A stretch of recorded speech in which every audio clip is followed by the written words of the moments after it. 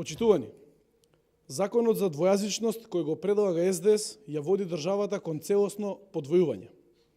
Создава нефункционални институции. Законот за двојазичност е целосно неуставен и во многу членови надалеку ги поминува границите на Уставот. Согласно овој закон, Македонија ќе добие втор службен јазик на целата територија и истиот ќе се користи во службена употреба во сите институции на централно ниво. Тоа го предвидува член 1, став 3 од истиот, кој гласи, цитирам: во сите органи на државната власт во Република Македонија, централни институции, јавни предпријатија, агенции, дирекции, установи и организации, комисии, правни лица кои вршат јавни овластувања согласно закон и други институции, службен јазик покрај македонскиот јазик и неговото писмо е јазикот што го зборуваат 20% од граѓаните на Република Македонија.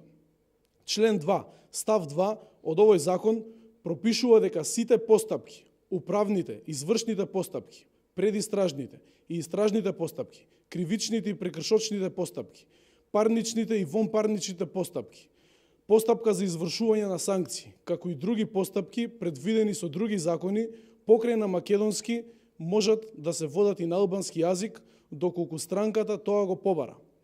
Па така во судовите, јавните обвинителства и другите државни органи на цела територија на Република Македонија, повторувам, на цела територија на Република Македонија, дури и на местата кај што нема ниеден член на заедницата која е 20% во Македонија, ќе мора трајно да вработат преведувачи и службеници кои ќе зборуваат албански.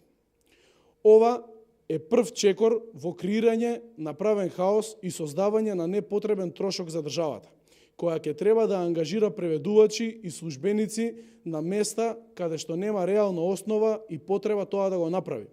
Но со овој закон ќе биде обврзана. Ова е прв чекор кон нефункционална држава. СДС систематски ја редефинира државата на штета на граѓаните и идните генерации. Овој закон не носи придобивки за граѓаните. ВМРО ДПМН нема да го поддржи овој неуставен закон кој ја води државата кон нови поделби. Ви благодарам.